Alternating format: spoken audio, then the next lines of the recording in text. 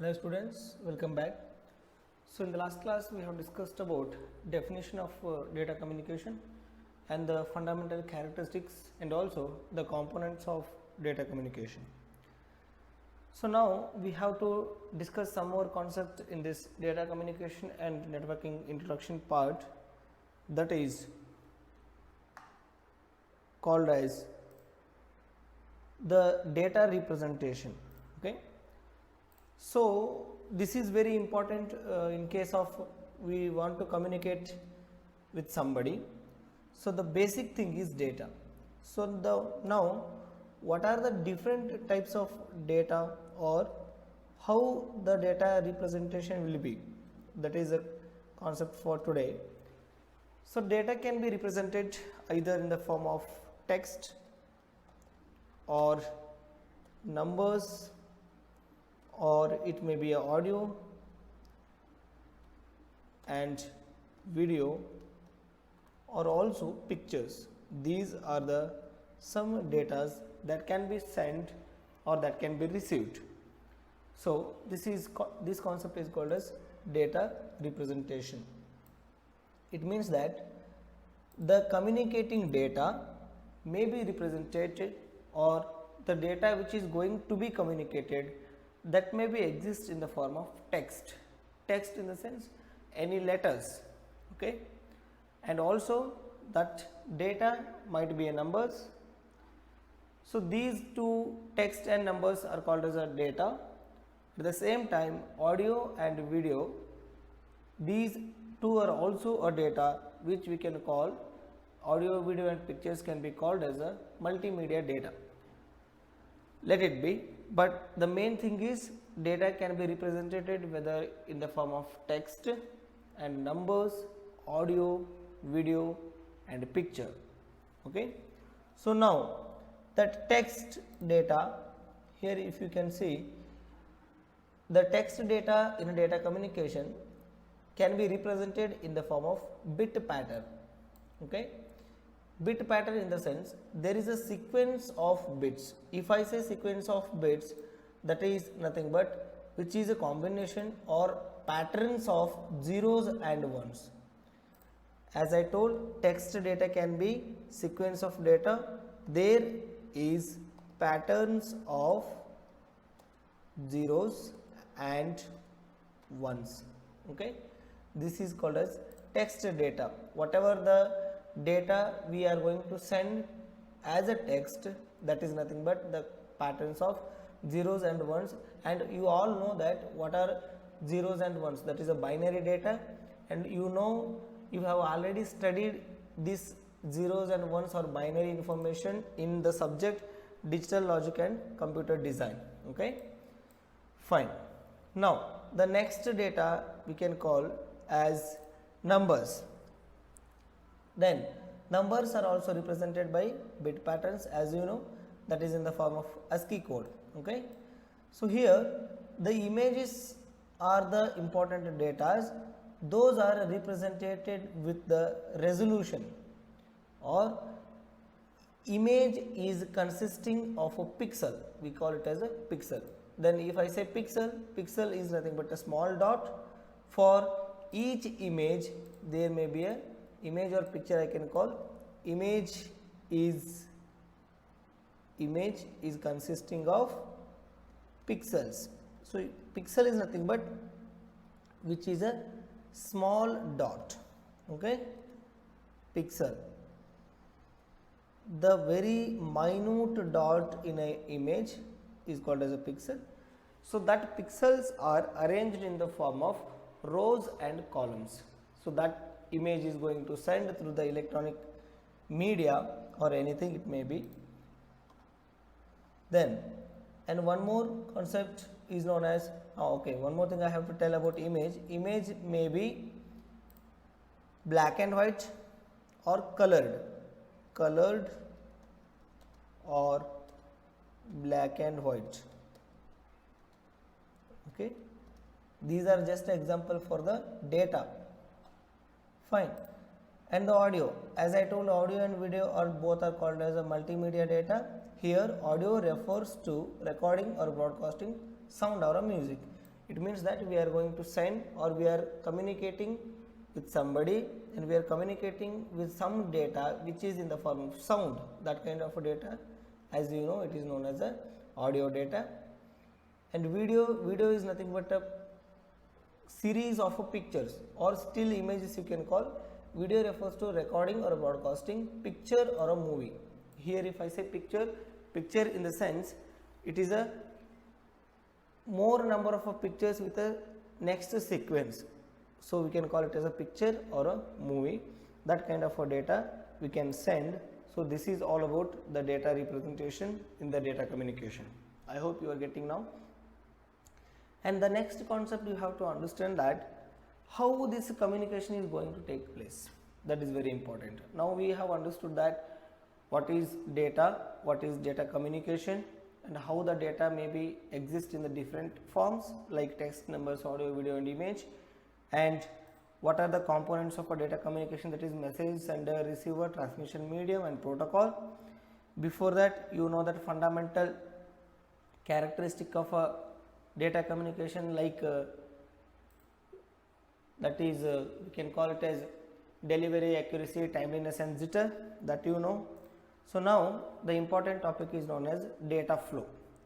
Here flow in the sense through the medium, here if I say medium, that is nothing but a channel, communicating channel, that might be a physical wire.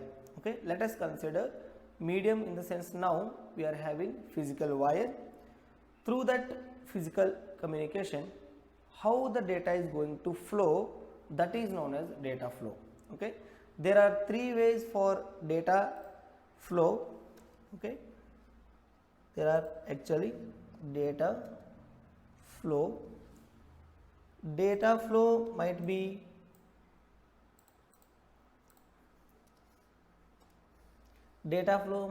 simplex or duplex or full duplex. These are the three ways of data flowing. Once again I repeat: simplex, duplex, full duplex. Here duplex is also called as a or half duplex. Okay, these are the three ways of data flowing, that is shown with the help of a picture. You can see the first picture shows that picture A, which is showing that simplex data flow. Simplex data flow in the sense there are two devices which are communicating. Here we have taken one is mainframe computer and other side is one more computer, that is shown with the help of monitor. Okay, here the data is going to flow from mainframe to the monitor only in a single direction. Here this mainframe can send the data to the monitor, but monitor cannot send data back to the mainframe. This type of communication or this type of data flow is known as simplex data flow. Hope you are getting. Fine. For that we have some examples right here. For the simplex mode, you can call, as I told, here it is mentioned only one of the two devices can link and can transmit. One side you can transmit, other must be a receiver. If A is a sender, B must be a receiver. If B is a sender, A must be a receiver. That kind of mode or that kind of data flow is known as a simplex mode. The simplex mode can use entire capacity of the channel. This is a very important point. Simplex mode of the data can be entirely used, or you can call simplex mode can use the entire capacity of the channel. Whatever the bandwidth may be, that complete bandwidth can be used in the simplex mode. Okay, that is known as simplex mode data flow. Fine. Okay, the simplex mode can use the entire capacity of the channel. Okay, so I am telling that the simplex mode data flow, there the capacity of the entire channel can be used. Then why? In the simplex mode, the entire capacity of the channel can be used, because one side sender will be there, other side receiver will be there. Once the sender is sending the data, other must be a receiver, as I have given the example of keyboard to the computer. Okay, there only one side sender will be there, other side receiver will be there, so that they can use the entire capacity of the channel and can communicate with each other. So that is the reason in the simplex mode the data flow can use the entire capacity of the channel. Fine. Now duplex or half duplex. Here, as you can see in the diagram, so here it is given, two stations are there. There at a time only one station can send the data, other can receive. But here one more advantage is there in the half duplex mode, that is, once the sender is sending the data, other can receive. At the same time both cannot send, but once the sender completed sending the data, others also can send back the data to the sender. At that point of time, that previous sender will become a receiver. See, once again I will show you how it will be. Say for example, see here I will write once again. So let us consider one sender is here. So this is sender, so I will name it as a A. A is the sender right now, and here sender B is here. Okay, this is sender B. Now if A is sending the data to the B, okay, A is sending data to the B, B is receiving now. This point of time A is the sender and B is the receiver in a half duplex mode. Once A completes its task, or A is finished sending the data, if the receiver B wants to send back the data to the A, that can also be send the data to the A. That point of time B will be the sender and A is the receiver. Okay, A is the receiver.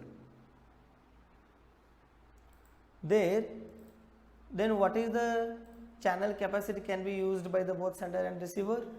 Here also entire capacity of the channel can be used, but at the point of time if A is sending data, that A can only send and B must receive the data.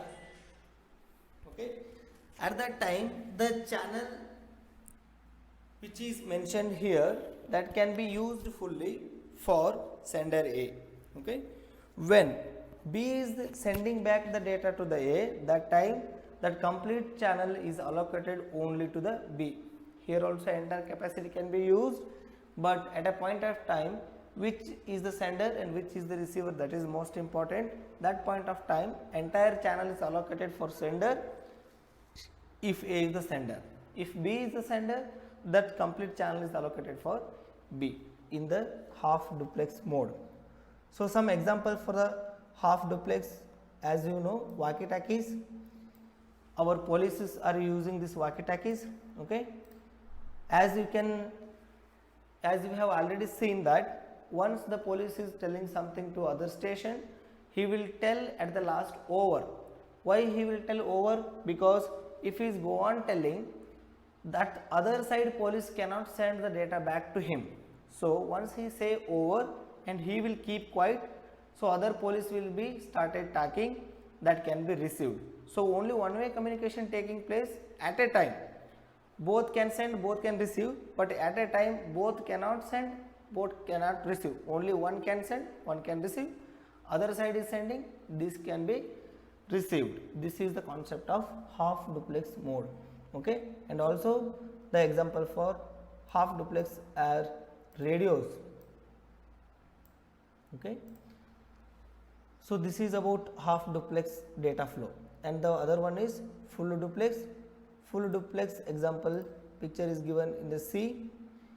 In this type of data flow, both devices can be communicate each other, both can send, both can receive. The problem is the entire capacity of the channel can be divided by two devices. Okay, that is, we cannot say that is a problem. Advantage is also there, that is both can receive and both can send. See, in a full duplex mode,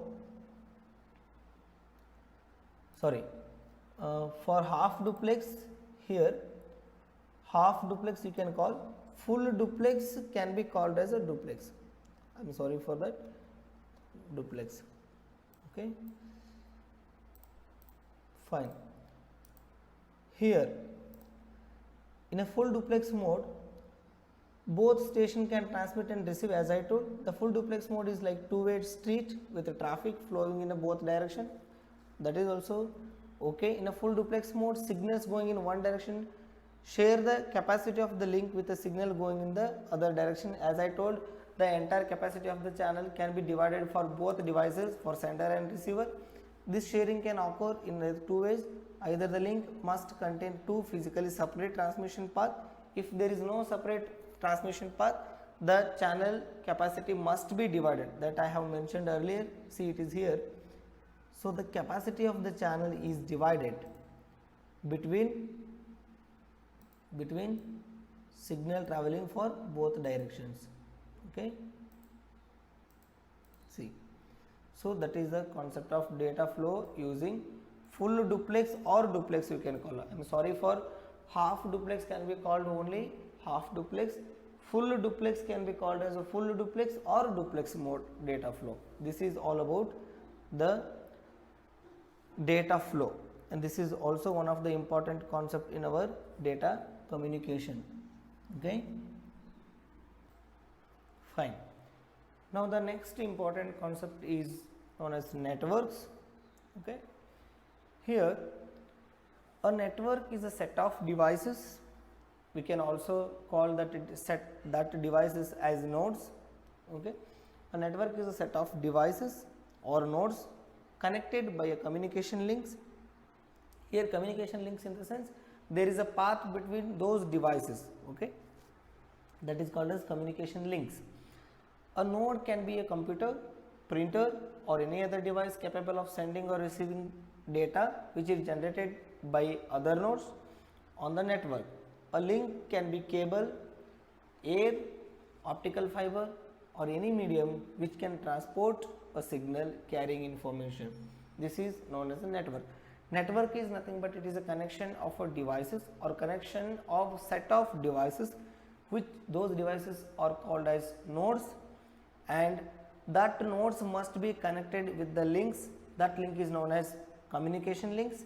A node can be a printer, computer or any device which can send or which can receive data which is generated by the other nodes. So that is known as nodes. A link can be cable, physical cable it might be, there is a wireless communication may be, optical fiber it may be. So this is a set of devices which are connected with the in between communication links is known as a networks. Okay, here we have to discuss about the network criteria, how the physical structure of the network and categories of network. These are very important topics. So now for this instance we will discuss about network criteria. What are the criteria for this network? So basically we have to understand the performance of the network. So the performance of the network is measured with 2 points. One is that depends on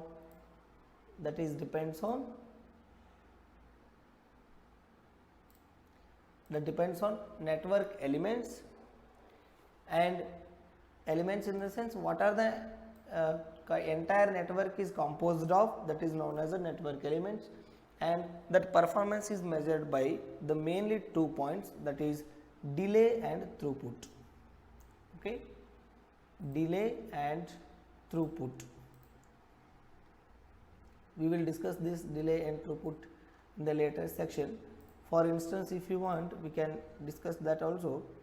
Say now, okay, next chapter that network performance is there for you. There we will discuss about network throughput and network delay. Delay in the sense it is a general way if I tell, the data is sending from one sender to the receiver, how much time it is going to take to communicate entire information, that is known as a delay.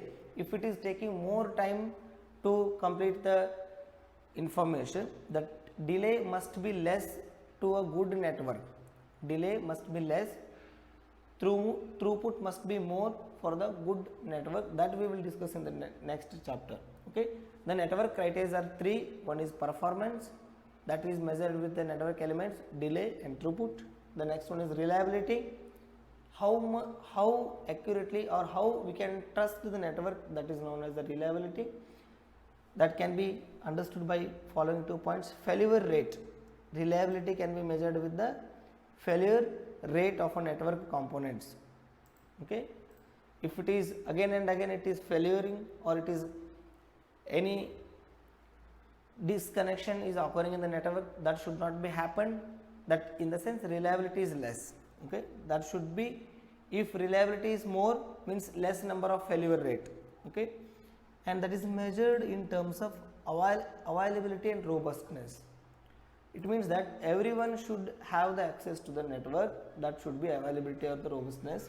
And security, the data which are communicating in the network, that must be secured and there should not be errors. In the sense, hackers should not hack the information which we are communicating. This is the mainly criteria of the network. And the physical structures and network topologies we will discuss in the next class. Thank you.